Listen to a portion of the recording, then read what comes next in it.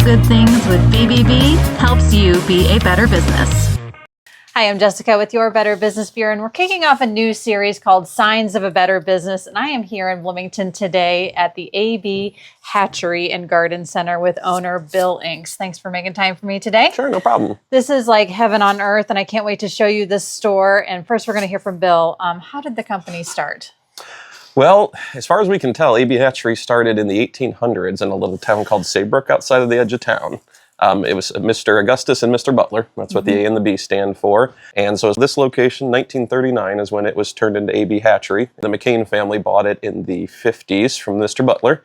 And then I bought it from them in February of 2018. It's beautiful in here. At the time of this filming, it is spring in Central Illinois. Do you have a recommendation for like high traffic lawns? Like if we have pets or kids or things that just wear it down, what do you recommend? So we actually sell one that's called Dominate. That's a custom blend made for us by our seed company. Nice. That's mostly tall fescue. It has a little bit of bluegrass in it. So it still gives you a little of that feel that you like, but it's way tougher. Yeah, for sure. And all of those supplies are available here at AB Hatchery. And then obviously all of the wonderful house plants. So many to choose from. You've got to come in here and check it out. I know you said we're starting with lawns, but we can do some gardening. Yes. What do you recommend? So right now, most people are starting seed crops for tomatoes and a lot of herbs like the basil we have here, bell peppers, a lot of the sweet peppers. It's time to get started. Inside, yep, in seed trays.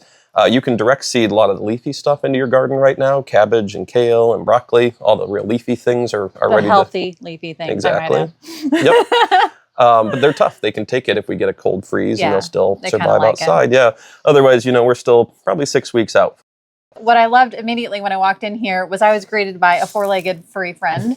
So dog friendly, and you have so many supplies and treats and food. Yes. Has that always been part of the store?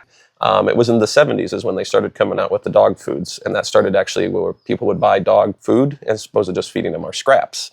So I've actually got pictures of the big bags they used to sell in there. They were just a big paper sack and it said dog chow on the bag. And that was it. There was no branding. There was no what's in the bag kind of thing. So, which of course has now developed into this really huge industry of specialty feed products with limited ingredients and grain-frees. And it's hard to keep up with. So we try to specialize more in the limited ingredient, kind of higher end dog foods. Anything up and coming for the store? Any specials or anything you're excited about? Well, our big thing is we're working on a new greenhouse. So if you pulled in and you saw a big empty hole out in my parking lot out there, that's where our new greenhouse is going to go up. So we're probably a couple of weeks out on construction. So we're pushing the time frame to get it in for the spring gardening season. Very good. The last couple of years, egg prices have certainly been in the news, and chicken farming, or chicken ownership, I should say, has really taken a front seat to things here in Central Illinois.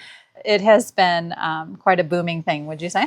Yeah, the last time I saw this kind was when we had, when Bloomington allowed chicks again. It was only about 5 years ago that we started allowing baby chickens and hens in the town.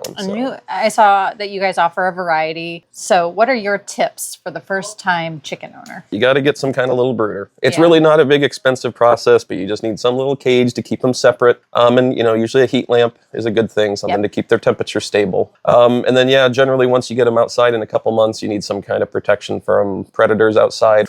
So otherwise, the big talk right now is the bird flu that's coming around. We're just starting to see the migratory birds move into central Midwestern Illinois.